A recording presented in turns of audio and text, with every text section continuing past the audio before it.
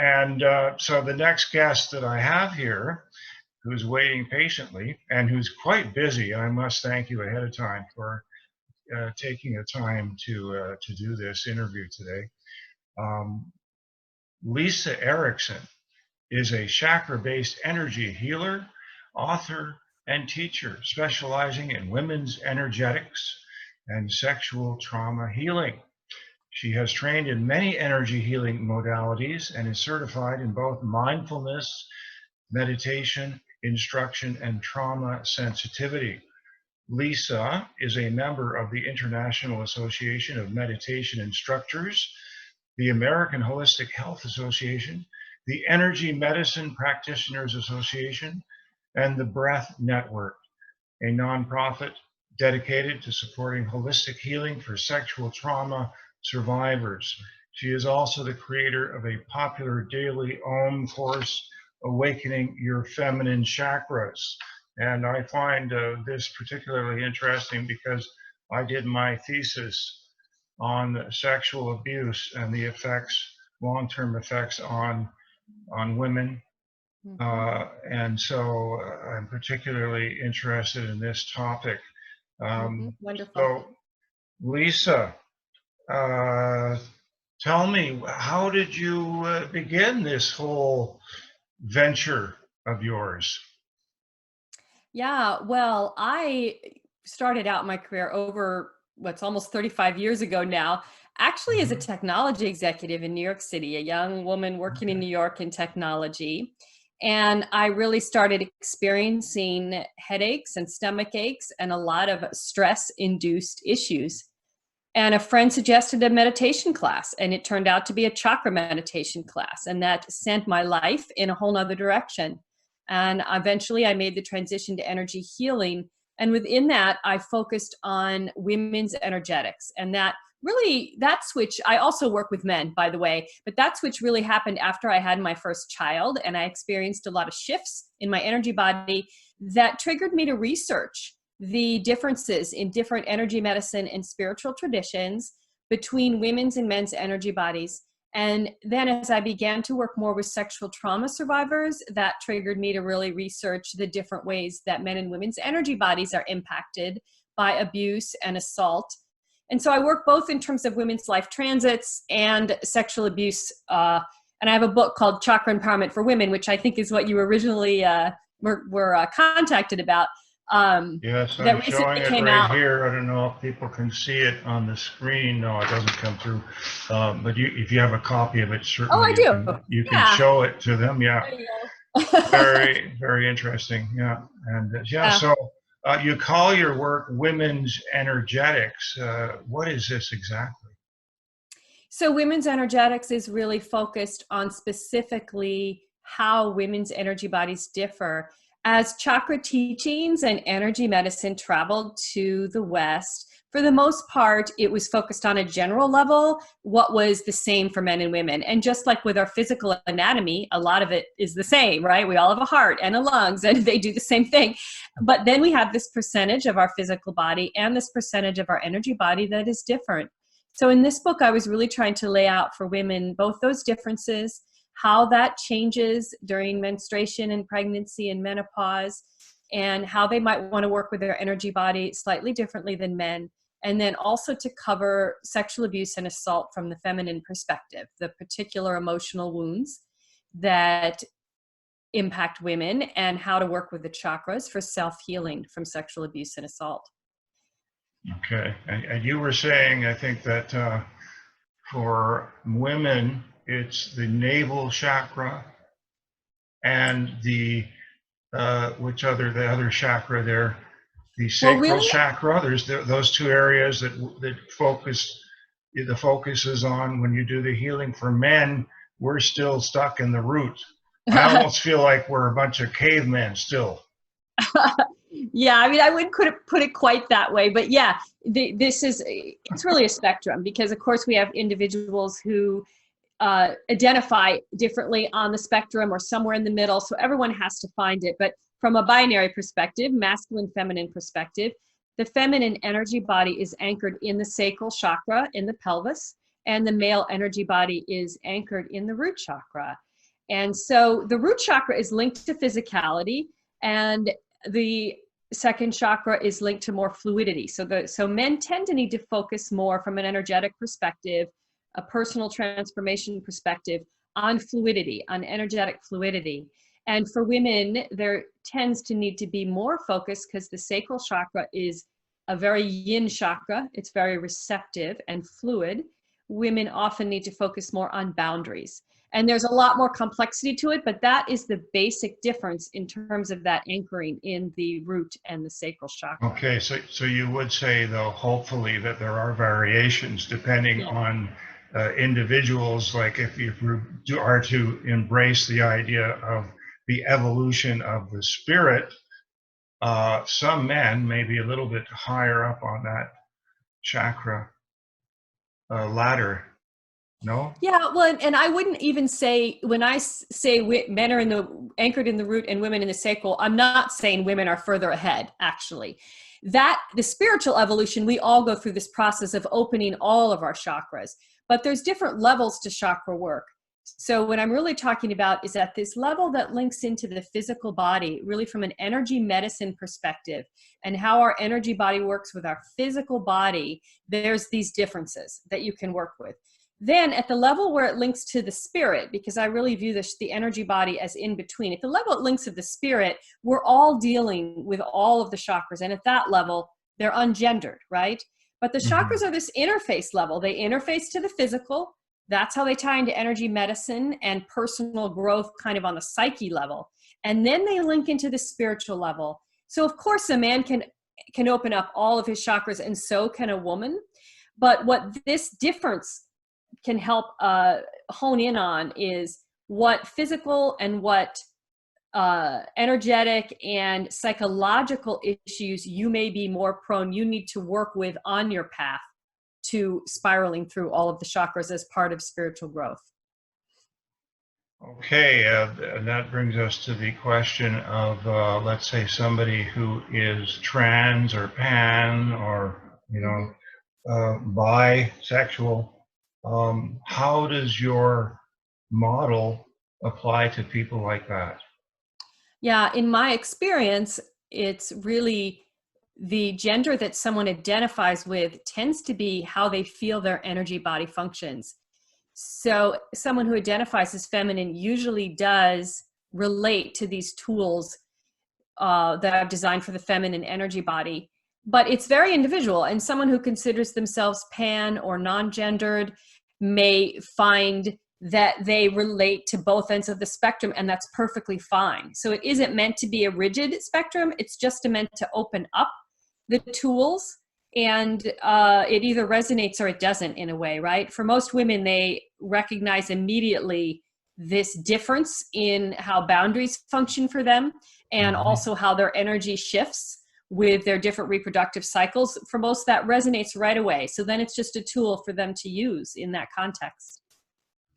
Okay, so how does this then connect to the divine feminine, the sacred feminine, the feminine power, and other female-centric forces often discussed these days?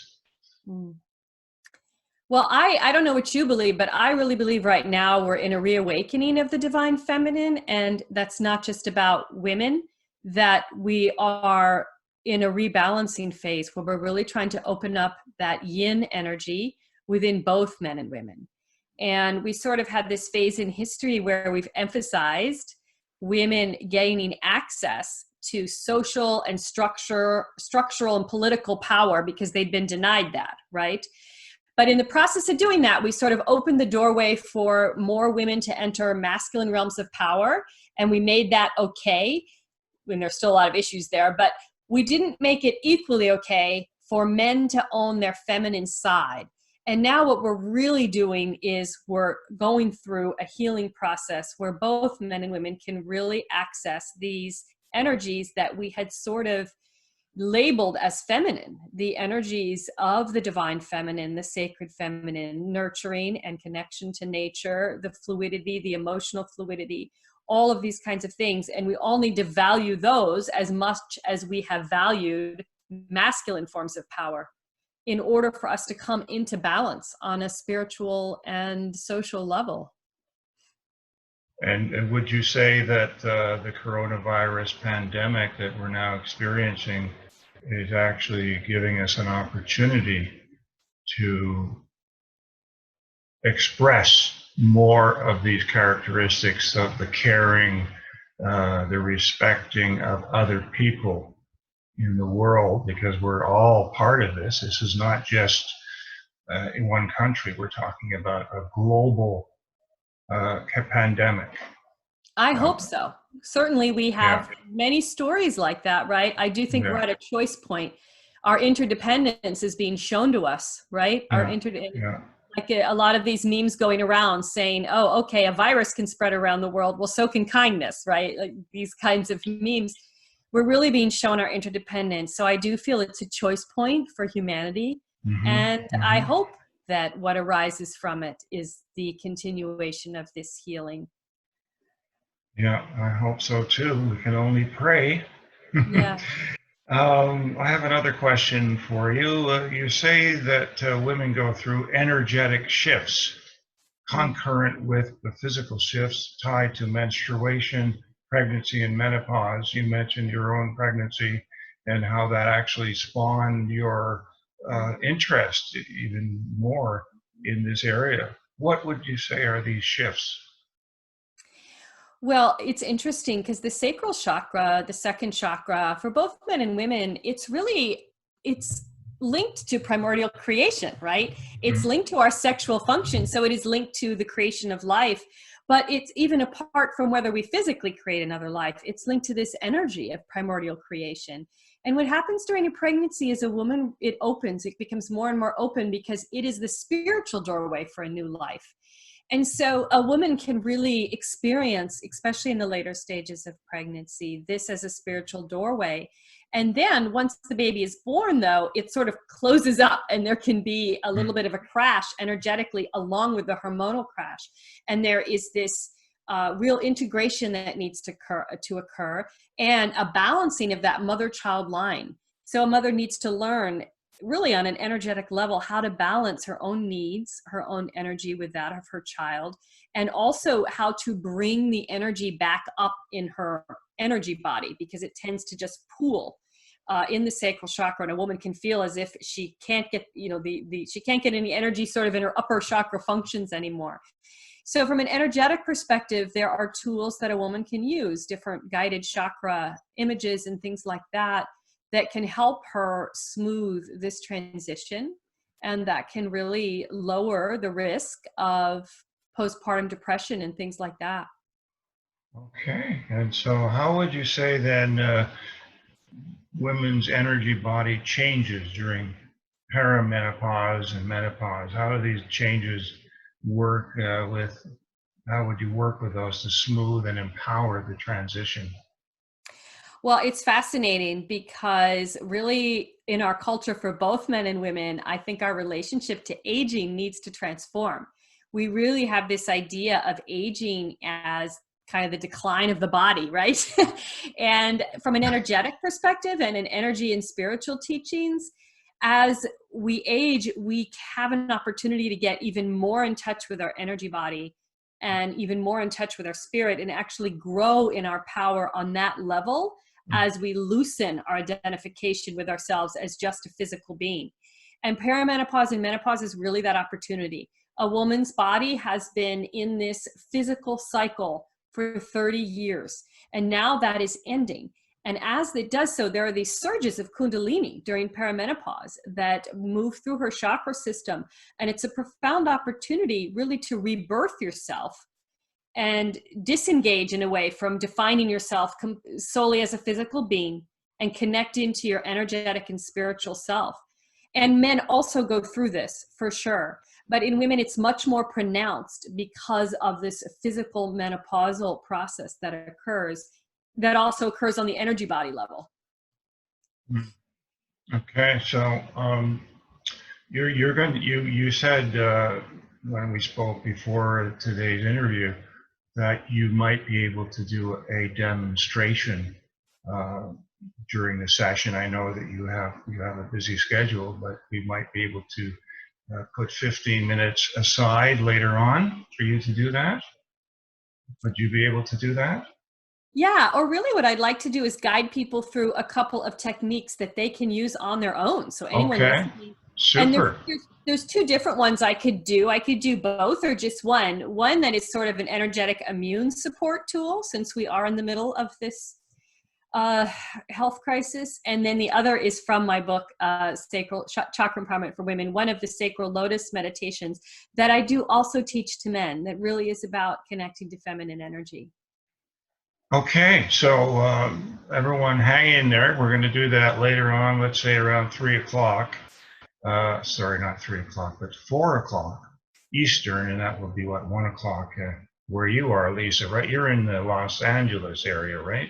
Yes. Mm-hmm. Okay, okay. So let's go on to another question. I got all these questions from different people that are interested in your work. So hang in there.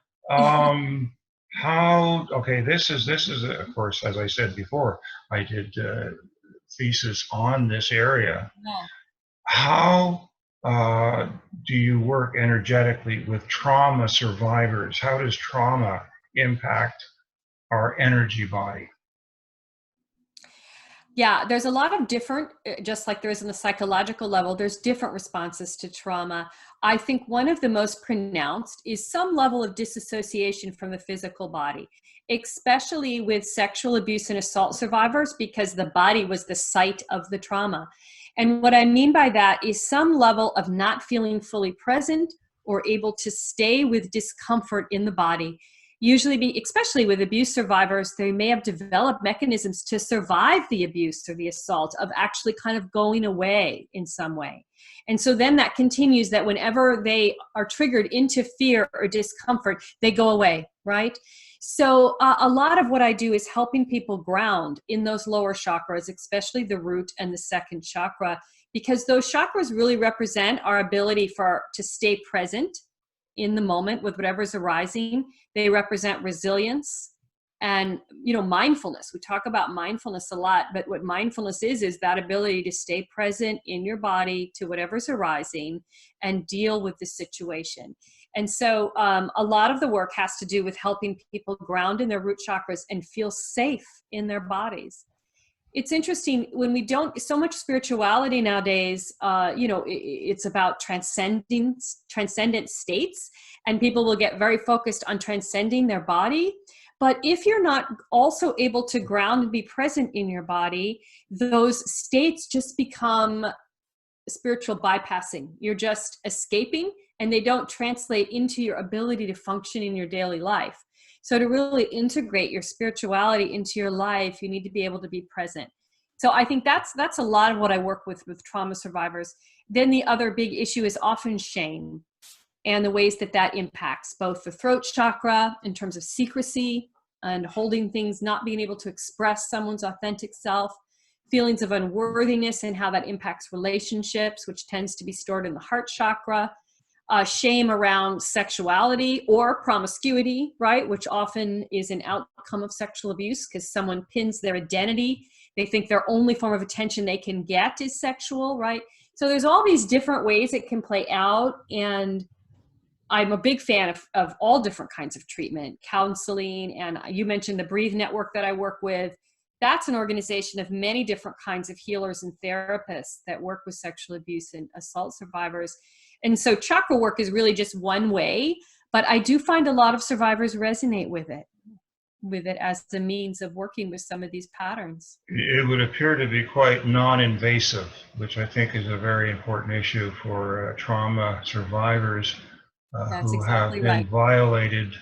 All the boundaries issues are thrown into. I mean, the reason that I got involved in that area, not only am I myself a survivor, I just found that in order to understand the full complexity of the human being, there is no better way to do that than to go into the field of child sexual abuse. And that might sound rather strange, but when you look at the complexity of the human psyche and how it responds to trauma, you begin to understand that there's an incredible range of mechanisms that the body will be able to switch into in order to survive. You mentioned dissociation, for example.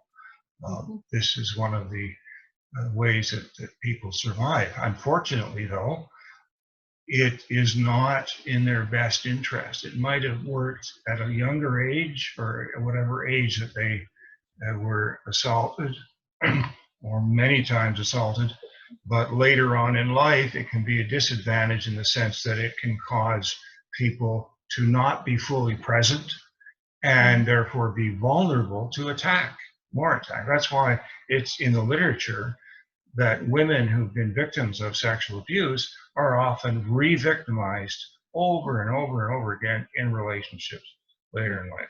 So, but it's a fascinating area. Not that I'm in any way trying to paint it into some kind of wonderful thing that can happen. It's an awful thing that can happen.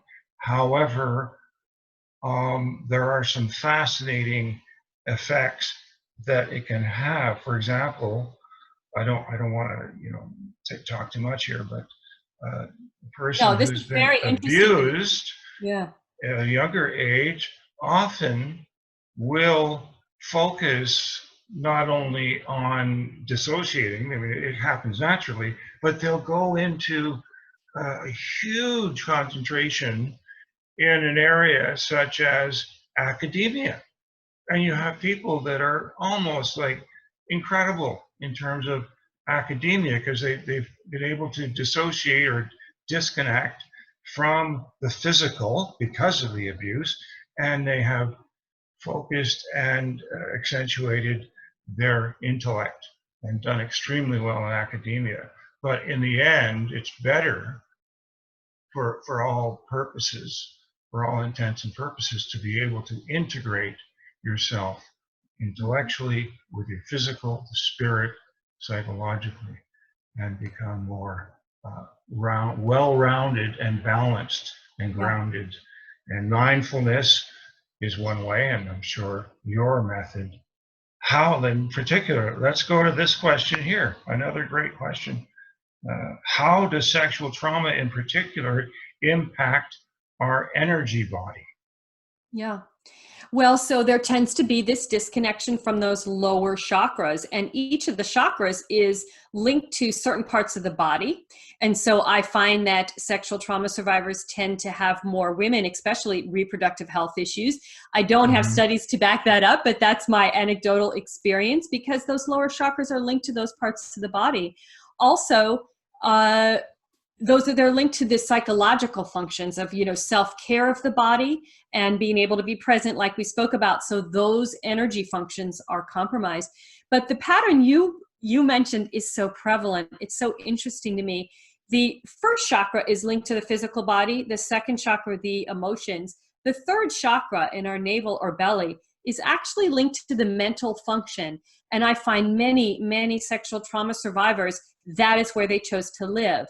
And so, like you said, there will be a great development, perhaps either of intellectual capacity or of will. I've met many survivors I've worked with who founded their own business and they're very successful. They have so much willpower. They have created this empire no one ever would suspect what they were struggling with internally, because in a way that was their survival mechanism, was to not be vulnerable at all. The price, of course, is their personal happiness, because then, there isn't the full integration. They may be successful externally, but there isn't that personal integration in terms of relationships where they can function. So that's where the full chakra healing or whatever tools are used can be so beneficial. So I'm working with opening up those lower chakras. There's often hyper development in the upper chakras that might go intellectual, it might go intuitive. The other thing that I find on the energy body level for sexual trauma survivors is that they often have developed profound intuitive skills. they may have done that again as an attempt to stay safe. This is also prevalent with children who grow up in alcoholic or homes with substance abuse or parents with mental health issues, because you had to come into the home and try to sense what can I do to stay safe today? What is everyone's mood today? And so they actually very highly develop their intuitive skills, but come into adulthood, they don't know how to manage that. And they're very empathic. They're picking up the moods and energies of everyone. And part of what I'm helping them do energetically is kind of create some filters to only feel the energies and emotions when you need to, right? Truly have targeted intuition as opposed to just absorbing everyone's moods and emotions. Have you ever had to deal with someone presenting with multiple personalities? No, and really for something like that, I would want someone to be in therapy. And I work sometimes with individuals who are in very intensive therapy and they're doing this in addition to that. And multiple personalities would be a case where that would need to be the case for me to work with them. Okay. That's just my personal line. Well, something I've had quite a bit of experience with is, again, very fascinating, because it then ends up that you're working with each personality, and they have their own set of issues. And some of them are from another realm spiritually. Mm. But that's another subject. I mean, as I said earlier, it's a fascinating area because it opens the door to everything, you can imagine. Yeah. So let's not, a high level of expertise that I don't have. Okay. Well, I'm here if anyone needs, if you have anyone who needs to have help in that area. No, that's good to know. Yeah. Also, let's turn to men here. How does sexual trauma affect men? How does it differ from women? Sexual trauma, because there's not just women. There's a lot of men also who've been affected. It's coming out more and more. Yeah, I think some of the patterns tend to be the same, some level of disassociation. I personally have found in my practice that men are more prone to dissociate and use intellectualization. The academic examples you gave are maybe perhaps more prone to that to be the method of function, right, of survival.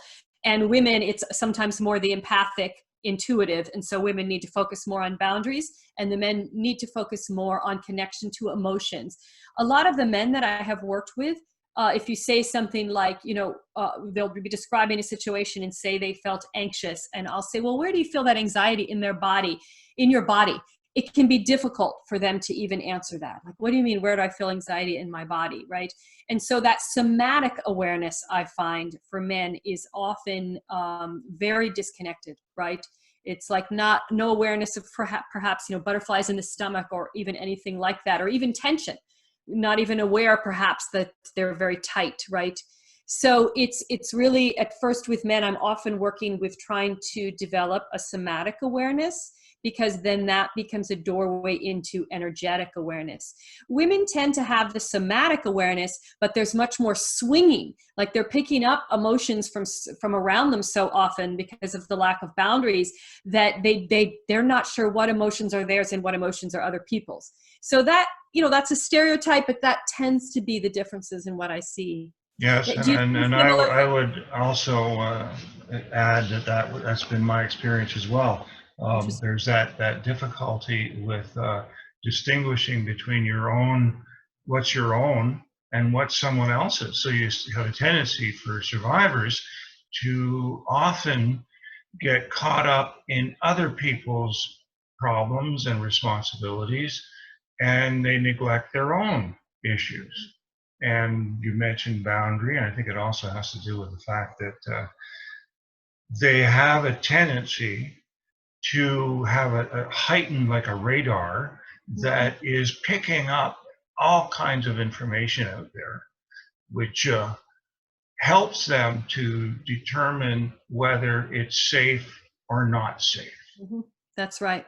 And then if they can do whatever they can to ameliorate the problems, wherever they come from, then they go overboard to try to fix everyone else's problems, so that they, in the end, are safer because they're not going to be ending up being abused, whether they have a father or a relationship who drinks excessively, or someone else who's, in some way or another violating them. So they make sure that the other person is happy, so that is not going to happen. When you look at it from a survival point of view, Yeah. it really is extraordinary. However, in the end, it's not so good for that person's well-being, overall well-being, right. because the energy that it takes to go into that is exhausting. That's To right. be able to do And that. your own needs are set aside completely, right? Your own needs or even wants, right? Yeah, yeah, So a survivor can get to the point where they don't even know what they specifically want, because their whole personality and energy pattern has developed around conflict avoidance or mediating any conflict or any discomfort in anyone else. And so there's really this process of differentiation that has to occur. What's other people and what's me?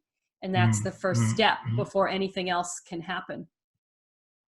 So it looks like then what you're endorsing is the idea of more of a holistic approach, where you have many different therapies that are being worked together. Like, one of the questions I have here from someone is that they wonder, how can energy healing and traditional talk therapy or other more conventional modalities work together in a trauma healing program? So that would be addressing that very issue, the holistic approach. Yeah, and I think it's different for everyone, but I think almost any sexual abuse or trauma or assault survivor needs something in addition to talk therapy, because talk therapy can itself become dissociative, right? And so they need something that is either body-based, although for many survivors that's too invasive, as you mentioned, or something that's energy and spiritual based that is connecting at the emotional level. Because otherwise it just becomes at the narrative level, and you can understand at the narrative level what has happened to you and how it's impacted you. But then when you're in a moment, when you're triggered, knowing that narrative does not necessarily help you in that moment to stay in your body and try to deal with it in a new way. So the next phase of healing, after you understand the narrative of what's happened to you, is reprogramming, right? And that takes repetition, and you need tools. Whether it's mindfulness, whether they're chakra-based, whether it's other kinds of tools, you need tools in the moment to help you learn to reprogram yourself in situations in which you are about to dissociate or about to people please to ameliorate everyone else's discomfort, or whatever it is, whatever your pattern is, right? To stay present. Yeah, I understand what you're saying, because oftentimes there's this script that a person repeats over and over again, and it becomes a self-fulfilling prophecy.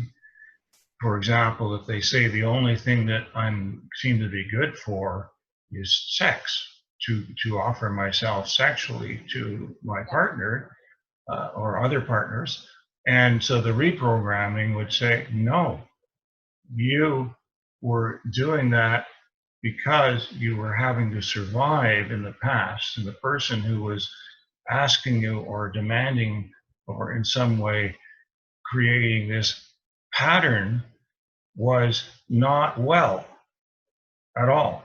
And so you ended up having to have this kind of a script to survive, but it's not healthy for you to continue in that manner. And then you, as you said, you have to reprogram, you have to change that script. Yeah. Yeah. All right. And that takes time. You have to own the parts of you that are not simply a sexual object, right? Like you were treated as a sexual object. Exactly. You come to believe that's what you are, and you have to discover all these other things that you are, right? Yeah. Well, yeah.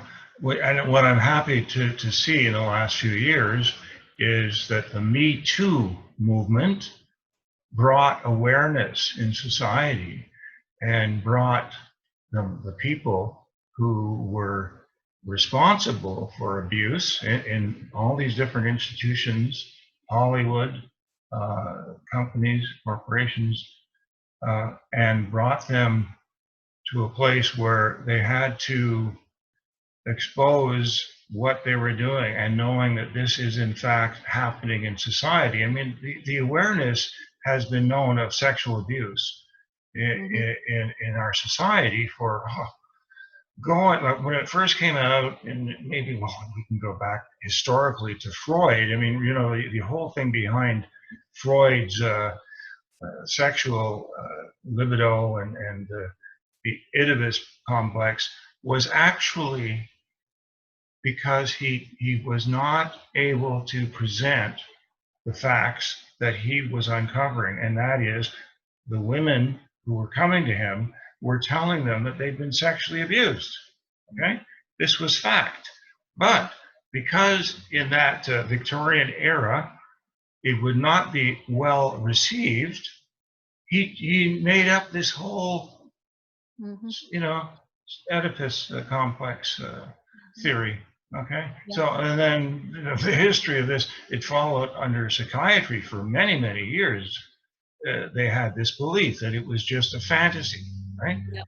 So then finally, in the 70s, 80s, it started to come out, and studies were showing that it was actually, in fact, it was a true situation happening, unfortunately. But despite all that awareness, it's still going on. Yeah. There has to be more and more ways to bring awareness to the population. Yeah.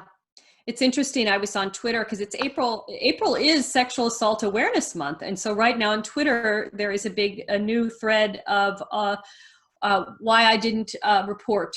And people are posting their own assault or abuse episodes and why they were afraid to come forward, or in some cases, who they came forward to and they were disbelieved or written off. And, this is all part of the process of us beginning to understand the scope of this, the reason that someone might have kept it secret.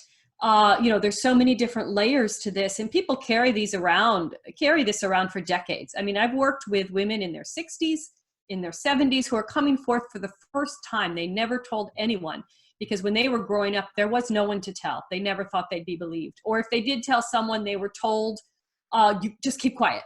Don't tell anyone that, you'll get in trouble.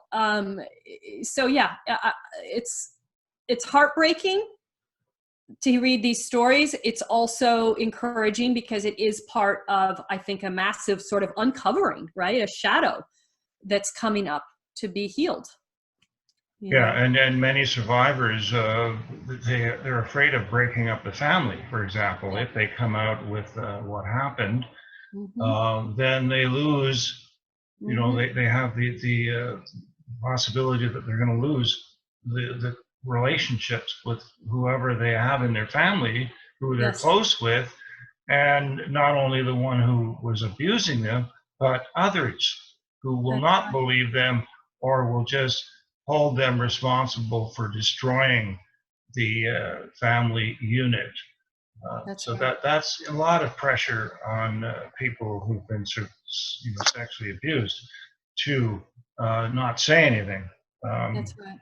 Yeah, the price is high. Oh. Yeah.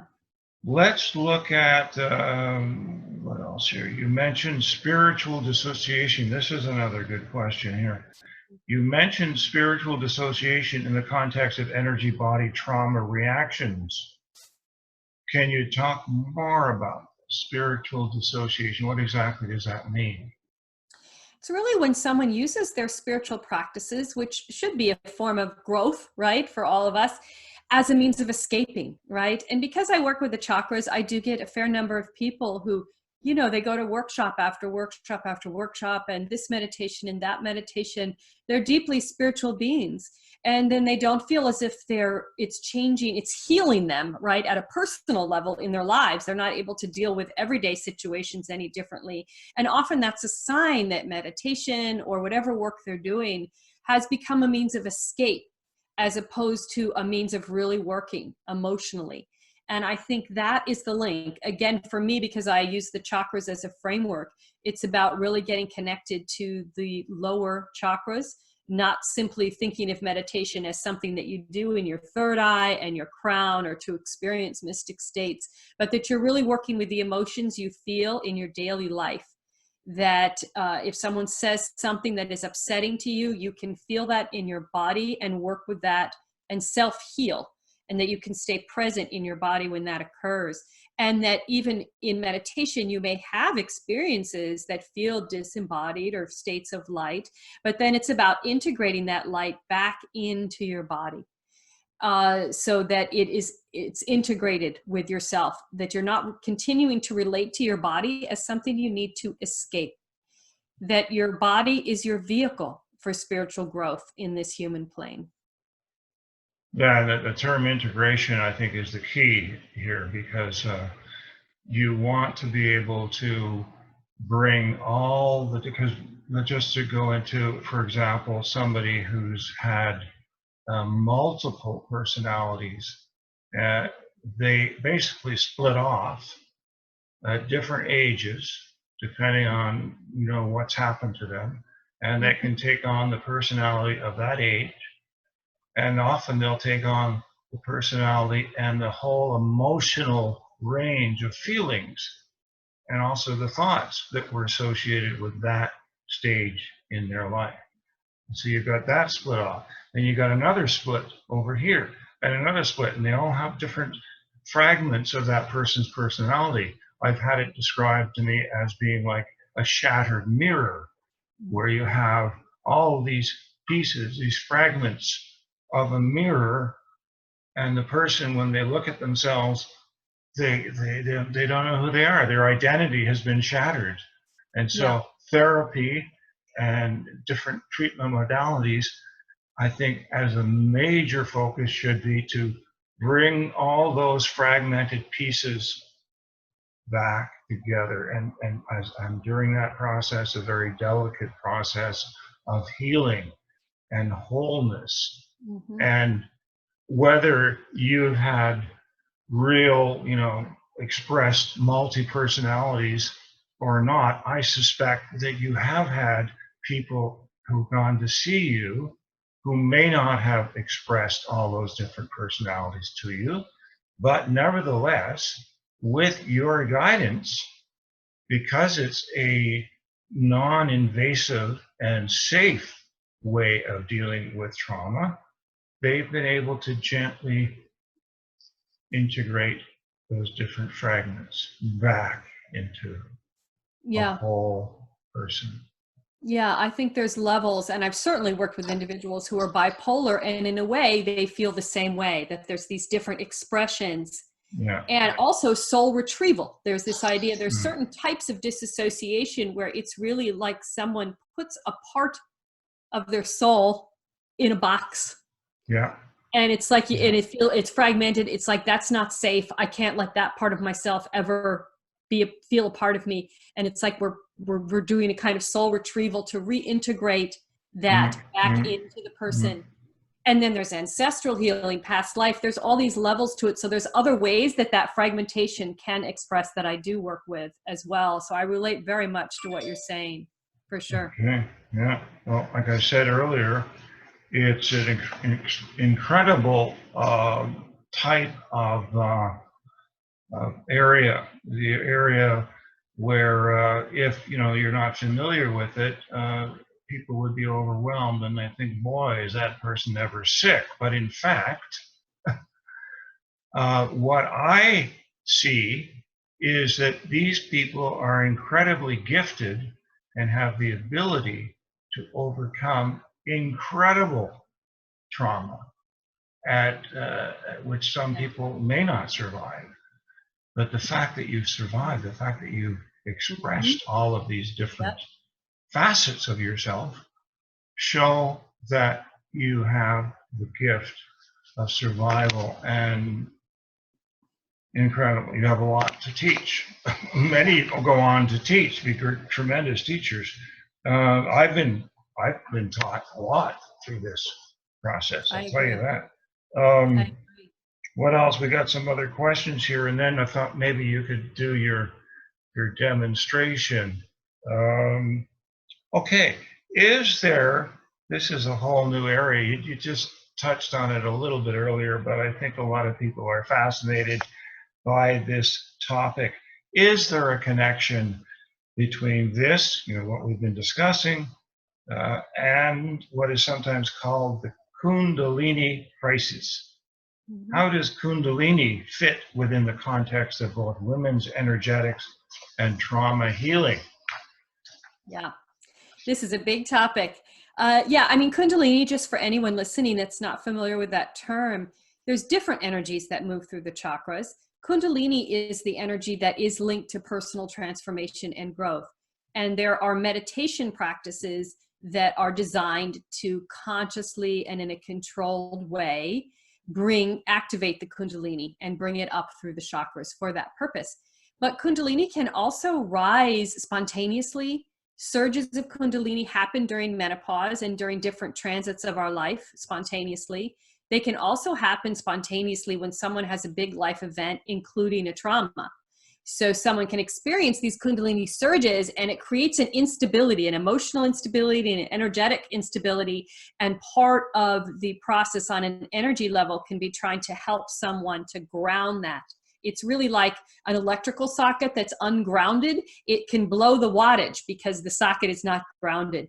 It's the same in terms of managing our Kundalini. Kundalini activating and moving through our system should be a very natural and smooth, blissful process. If it's not, it's a sign that there's a blockage or there's a lack of grounding. And so I'll help someone kind of ground their energy and clear the blockages so it can flow in a smooth way. What I do find is individuals who have past trauma that they haven't had an opportunity to work with, when they experience a Kundalini surge, either through processes, meditations they're doing on purpose to activate it, or spontaneously because of perimenopause or something like that, they can sometimes have a tendency to experience more problems because they haven't dealt with that trauma. It creates blockages in the energy body. And the Kundalini becomes like a river hitting a dam, and it just wants to break that dam down. And the person can experience it as physical or emotional, symptoms or intensity. And we need to sort of then gently work with that blockage to clear it so the Kundalini can flow. So that's kind of that link between Kundalini and trauma.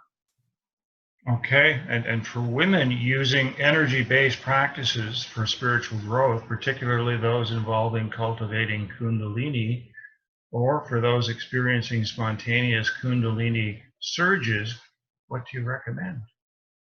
I recommend focusing on grounding. So this is working with the root chakra and the second chakra.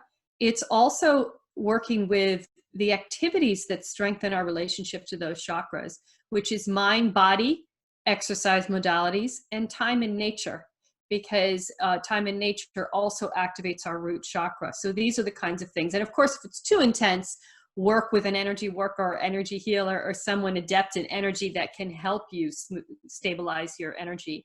But on your own, the first and second chakra are the best to work with, and time in nature. Okay, I have a final question here from one of the viewers. How does this work fit for you within the larger picture of energetic shifts occurring at this time in the world, especially the COVID-19 pandemic, and the challenges that we are facing? Yeah.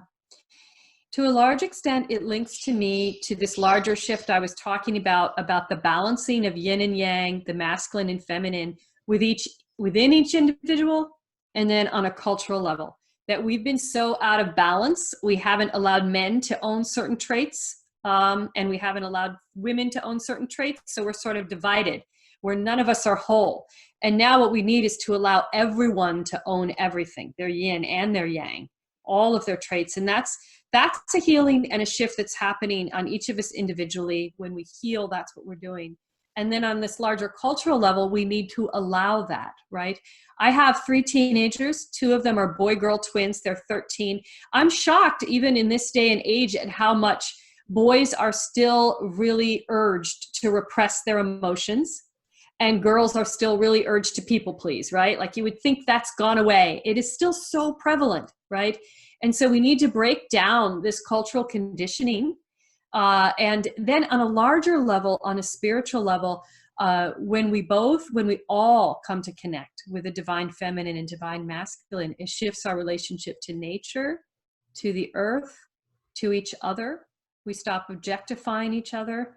And I really feel that is the larger calling of all the crises going on in our world right now. Can we meet them with this shift? Will we make the choice to make those shifts, or to become more rigid and more tribal and more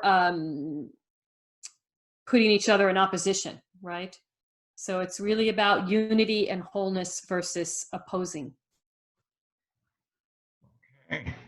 Well, that's very interesting, this entire interview, because as I mentioned earlier, this was an area that I specialized in for my graduate work. But you bring a new dimension to the treatment modalities that can be used for survivors and anyone else. I mean, this is available, obviously, for anyone who's interested in doing chakra work. And now let's move on now to, we have a few moments. Let's see, we have another, about 20 minutes. Okay. In which you can, if that's okay with you, I don't want to, I know that you have a busy schedule, but if you can maybe show the viewers a little bit about what they can expect, because you do most of your work online, right? Yeah, well, and what I was really going to do is focus more on self-guided work. So as opposed to, when I'm working one-on-one with someone, I'm doing distance healing. But what I put in my book and what I can guide people through is really guided meditations they can do themselves, which is a form of energy work. Okay, well, whatever you feel you'd like to present, my viewers, I'm sure, would be very interested. So go ahead, I'll give it over to you. Yeah, I think we'll focus on the lower two chakras because we've talked so much about them today, and they are linked also to immune support. So I think that's very relevant right now. And they are very linked to feeling present in our body and feeling present with our emotions, which are all such a big part of trauma healing. So I invite everyone to close their eyes or just bring your eyes downward in a way so that you hear my voice, but you can kind of create an inward space for yourself where you're not connecting visually necessarily. And take a breath and just release any tension in your body. And then focus on your tailbone. This is the focal point for the root chakra. And if you like, you can sit forward and even place one hand on your tailbone. It's the very bottom of your spine. And either focus on feeling that location, bringing all your awareness to where your hand is touching, or visualize red light there at the base of your spine. And we're going to do what I call the root bowl. So imagine that the earth is emanating up red light that's meeting this red light at your tailbone. It's branching out and it's creating a bowl around you made of red light that you're sitting in. And in this bowl, you feel safe. You feel held and supported by the earth. And this red light is also emanating up through your body and creating a feeling of vitality and immune strength. And you can sit in this bowl created by the earth for as long as you like.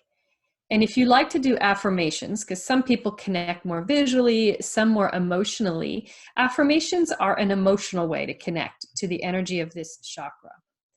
So you can give those a try and just repeat some of these affirmations after me. I feel safe in my body.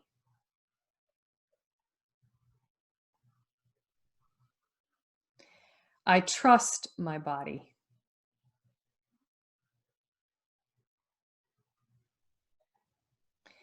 I feel protected and secure.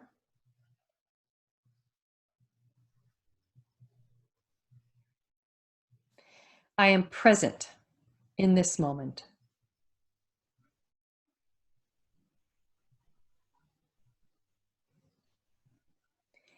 And just allow that feeling as much as possible. Cultivate those feelings of safety and presence in your body. And if this is challenging for you, be gentle and understanding with yourself. You're practicing something new, a new kind of relationship to your body.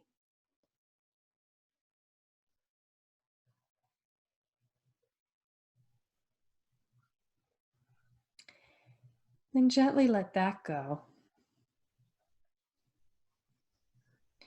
And actually, I think we'll move up to the heart chakra.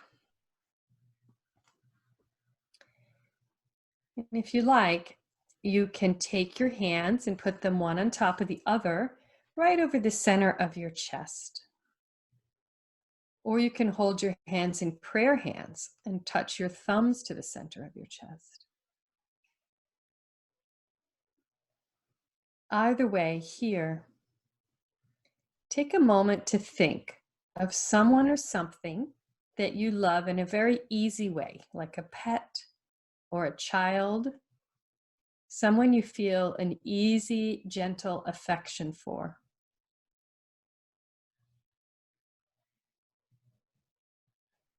Should bring a smile to your face when you think of them. And when you have that feeling of affection, see if you can find a corresponding warmth in the center of your chest. This is your heart chakra. And if so, try to cultivate that warmth. Try to grow it like you would a fire that you're building. You can let go of the visual and just focus on magnifying this glow in your heart.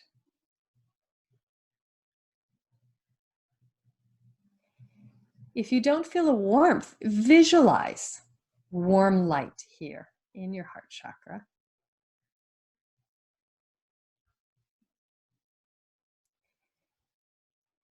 And cultivate the feeling that this warmth is growing stronger and it's flowing to the parts of you that need it right now. Anywhere in your body, maybe that has an ache or a discomfort.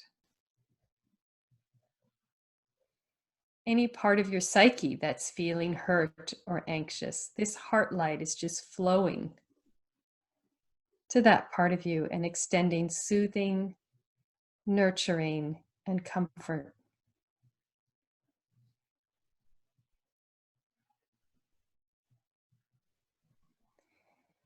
And then again, for those of you who like affirmations, I'm going to offer those so you have another way to work. I am loved.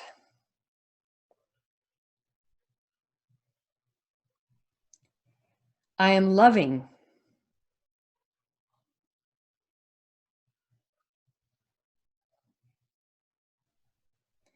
I am love itself.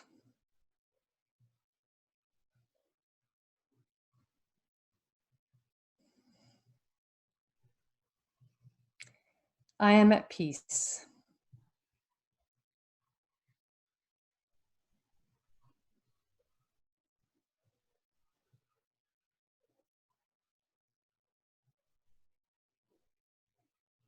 Good.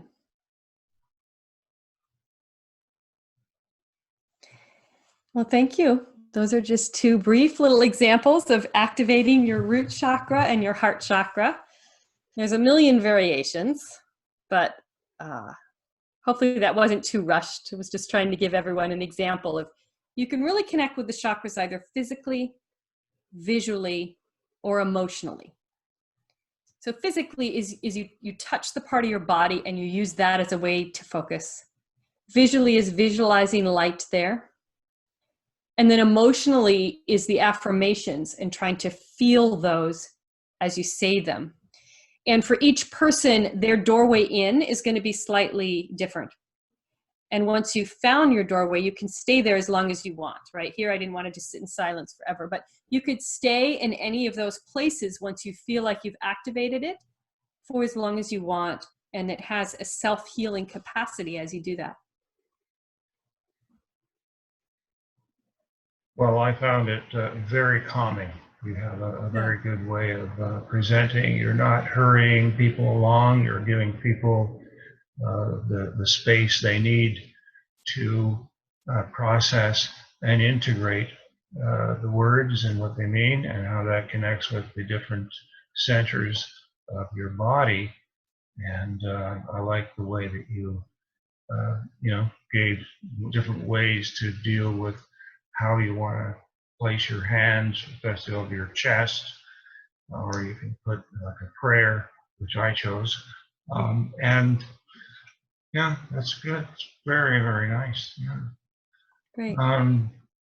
So you maybe you can talk a little bit about how people can get in touch with you if they would like to have a session, and maybe I don't know if you want to discuss prices. I usually like to tell viewers they can get maybe a special rate if they're watching this. It's up to you, of course. I don't want to impose that on you, but Easter special, whatever. But you have, I think, a great way of presenting, and I think people should feel very comfortable in your presence, whether they work with you one-on-one or online, wherever. You do workshops as well, and you have a book. Yeah. I put that up on my site, the book and your coordinates, especially on Facebook, but perhaps you have other things you'd like to tell people. Yeah, well, for women, I think the book is the most accessible, and that's why I wrote it. And because it is really a way for people to work on their own if that's the most comfortable thing for them. And there's corresponding meditations on the book website that go along with the book. So there is support that way. And the book website is Chakra Empowerment for Women, and chakra is CHAKRA. And it's at Amazon and Barnes & Noble, and the publisher is Llewellyn. So it's at all of those sites. And then my client website is Enlightened Energetics. Before I forget, though, on Goodreads.com, if anyone's familiar with Goodreads, for this month in April, I have a Goodreads giveaway of 10 copies of the book. So you can sign up for that. It's a lottery who gets it, but you could potentially win a free copy of the book. So go to Goodreads.com and look for Chakra Empowerment for Women. And then Enlightened Energetics is my client's site. And I have pretty good prices as it is, but I do offer sliding scale for anyone that is in need, especially at this time. So rather than put a special out there, I'm just going to say if the prices that you see there are not workable for you, use the contact page to email me, because I have a fund that I use solely for sliding scale clients. And I always have a certain number of clients I'm working with who are on that sliding scale. We just discuss what you feel that you can do, and I work that way. Obviously there's only a certain number of clients I can do that way each month, but I do as the best I can with that. And in the meantime, there's always the book to work with as well. And I'm on Facebook as Chakra Empowerment, and Instagram as Chakra Empowerment, and Twitter as Mommy Mystic. So I think that's everything. Well, that's great, Lisa.